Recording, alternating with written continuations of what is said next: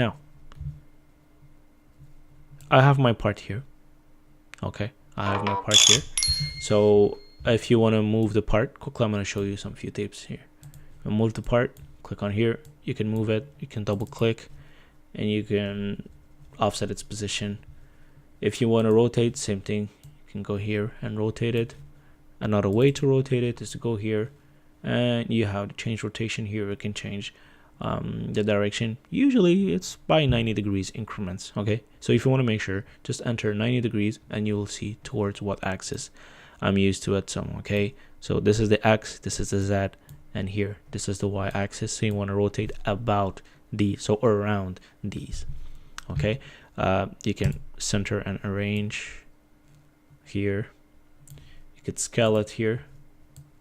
Sometimes you have a part this big, doesn't fit. Okay, what you could do, double click on chassis, and you have the scaling here. You could see here that it's 233, 272, and 92. What you want to do is basically you want to look at the biggest one. Okay, in this case it's 272. Once you have identified the biggest one, what you want to do is you want to bring it basically smaller than 120. You have a 120 millimeter bed, and anything higher than 120, it's just not gonna fit. But also you do not want to choose 120. The reason why is because 120 is the exact limit of your machine, and you don't want to print till there. Reason why, you want to print print the first first layer outside. Okay, that layer is not going to be part of your 3D printing. It's just going to be it's just going to make sure basically that your printing is okay. So in order to do that, okay, your part must be a little bit smaller than 120 meters. So what I suggest you using is 115. Okay, at the maximum 115. As you can see here, so it's at 115. Okay, I'm going to reset the rotation, make it here. If you want to arrange your part, you click on center and arrange. Okay, center and arrange. For example, if I take it here, click on center and arrange, it's going to go back here. Again, if I move it here, center and arrange, it's going to go back in. This is if you want to see the default view, top view. We've got some side views. You can turn it around. This is if you want to see the inside here. This is if you want to see normal too. So the most important things that you will be using basically are really here: move, scale mode, rotate. You want to change the views as well. Sometimes, okay, your part is flipped. Sometimes you don't want to print it this way, you want to print another way. In my case, okay, this is the best way to print it, but sometimes not the best one. In order to do that, okay, you go on place surface on bed, click on that. Basically you want to choose a surface, then it's going to place it on the bed here. Again, center and arrange, it's going to put it in the middle here. Okay, center and arrange. Okay, in my case here, it's not gonna work this way. Okay, so orientation is very, very, very, very, very important, very critical as well. It's gonna change the time it's gonna be printing with. It's gonna change as well the layers. It's gonna change a lot of things, stability, the strength of your whole part. So make sure to choose the right one. So in my case here, place surface on bed, this one, and you want to center and arrange it. Okay, let's take a look at another one. Hold on, let's go to downloads.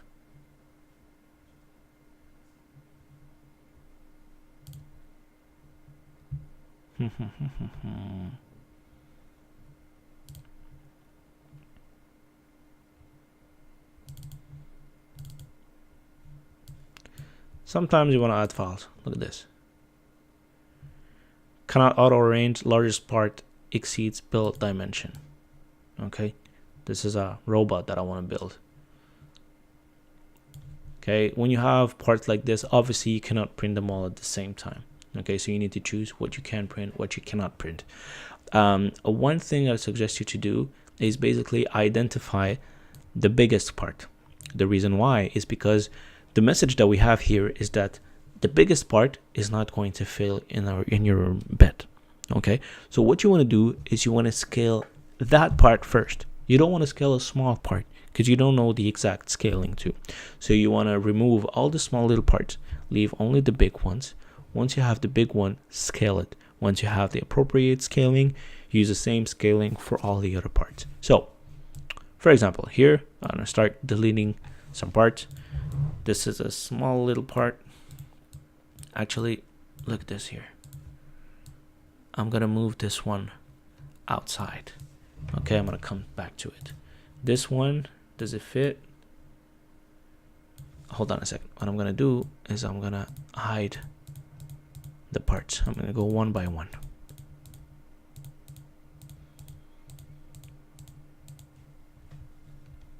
So, the bumper. I cannot see the bumper. Okay, let's start with the wheel. Look at these.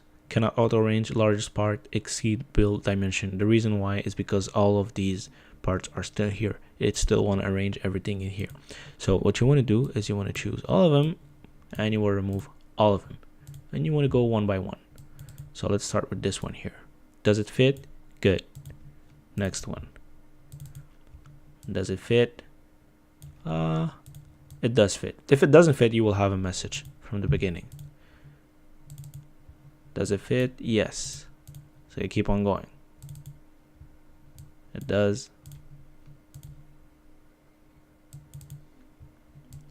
It does. Same thing.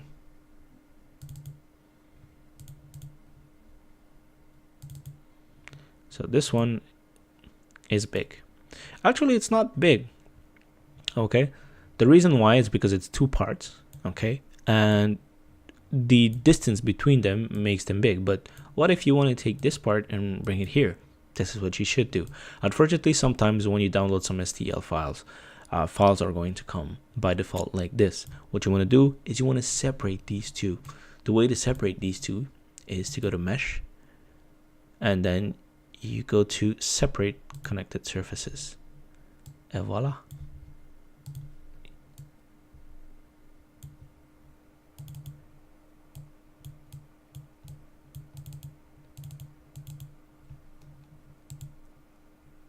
Here you go.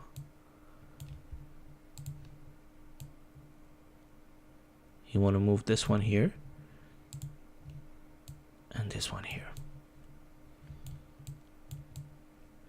Okay, so again, you go to mesh and you click on separate, connected surfaces. Okay, then you will have two of them, as you can see here. Okay, now these two fit. Let's remove them from now. Let's go to the next ones. Hub, it fits. Side panel fits. Actually, look at this here. Side panel, you don't want this orientation here. What you want it is to be flat here. So edit, place surface on bed, this surface, center and arrange.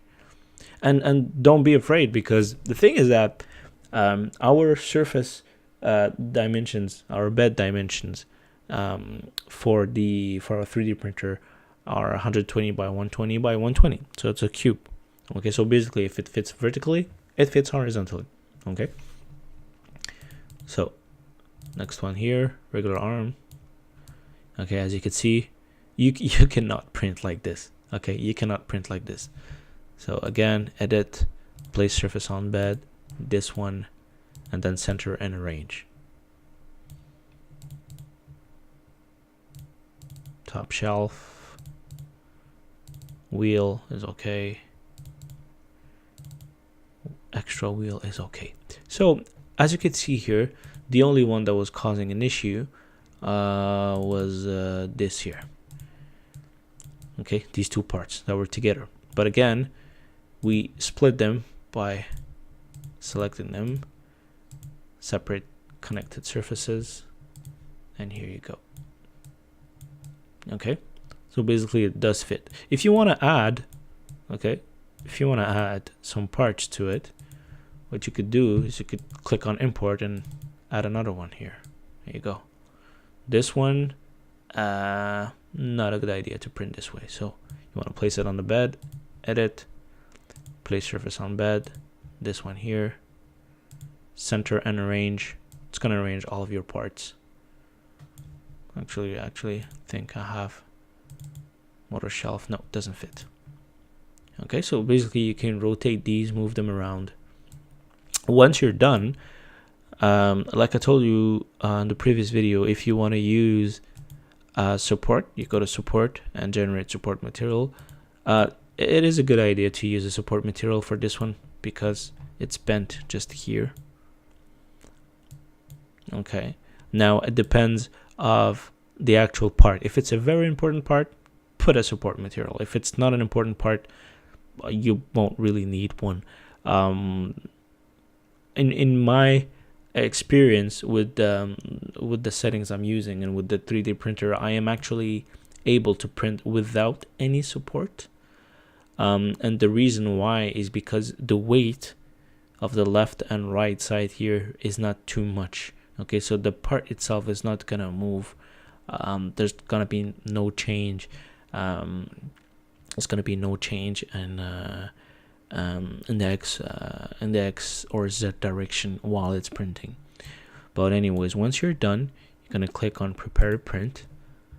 On the left side here, it's gonna give you here the build time, how much time it's gonna take to build.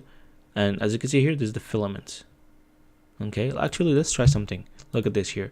So the build time is 2 hours and 36 minutes without support. If we add support,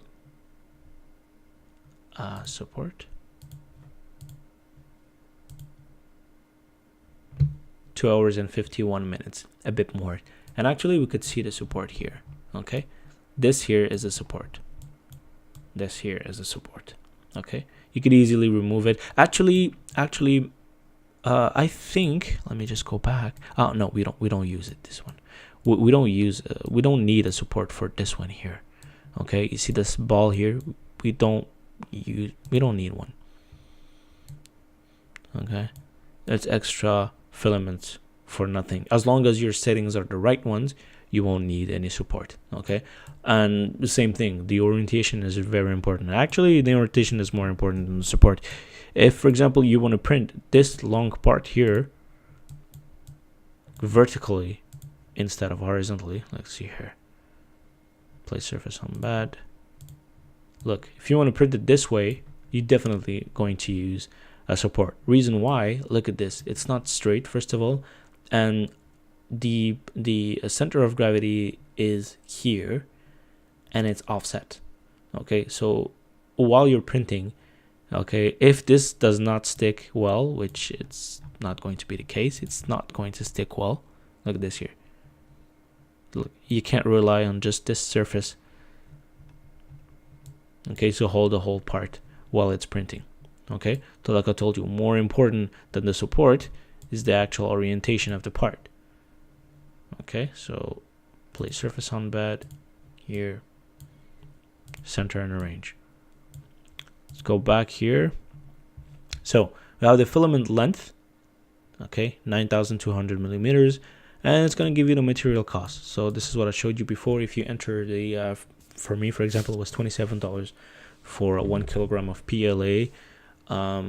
Once you enter that information, it's automatically going to calculate technically how much it's going to cost you to build this part here. So you could know basically if it's worth it, or you could just buy it at the dollar store. Most of the time it's worth it to just build. Okay, once you're done, you just click on save toolpath to disk. Just put a the micro SD that came with your 3D printer, and it's gonna upload the code directly into there. Okay, what you can see here is also, let's go back here. In here you could see basically how the layers, how the printing is gonna go. Okay, let's go back here. Okay, so this is your printing basically.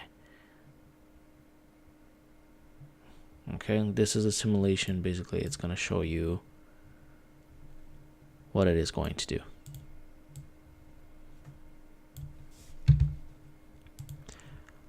All right, so extra things that you could use here. You can select the select model origins. We don't really use this. Center and arrange model, same as center and arrange button here. Duplicate models. This is good if you have, for example, some clips, some really small little parts that you need to make several times. Some tiles, for example, if you want to have, I don't know, 10 tiles, you can duplicate all of them and just click on center and arrange. It's going to arrange them here. A drop model to the table, it does this. Okay, I don't know why this is here. Okay, drop model to the table, this is what it does basically. Okay, it drops it like the first time you add it basically. Place surface on bed, this is one of the most important one. It's to basically, instead of changing the orientation, flipping the part all around, you just click on place surface on bed and choose which surface you want to have in contact with the bed. Scale to maximum size, I do not use this. The reason why I told you before, if you use scale to maximum size, it's gonna touch both ends, so 120 millimeters. This is going to be the maximum size. You don't want to use maximum size. You always want to use a little bit less. 115 is your safe area. Maybe 118 maximum for certain parts. If it's on the bed itself, okay. If it's on the let me see my axis here.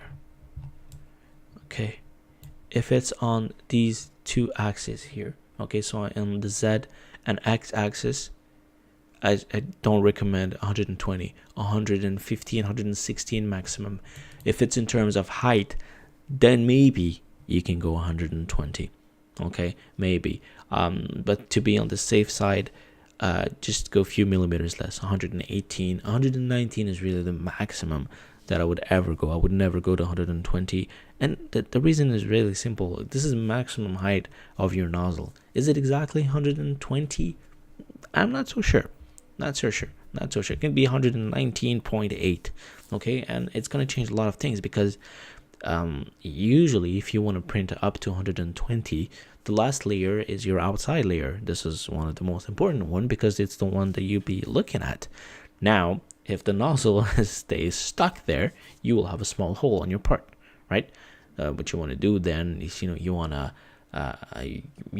remove the top layer, okay, because it's not going to look good. So this is why you don't want to use 120. Always be on the safe side and use just a little bit less. All right. So this is it for me today, guys. If you have any question, just put it in the comments below. I will try to answer with the best of my knowledge. And thank you very much for watching. Leave a thumbs up, leave a comment, and take care.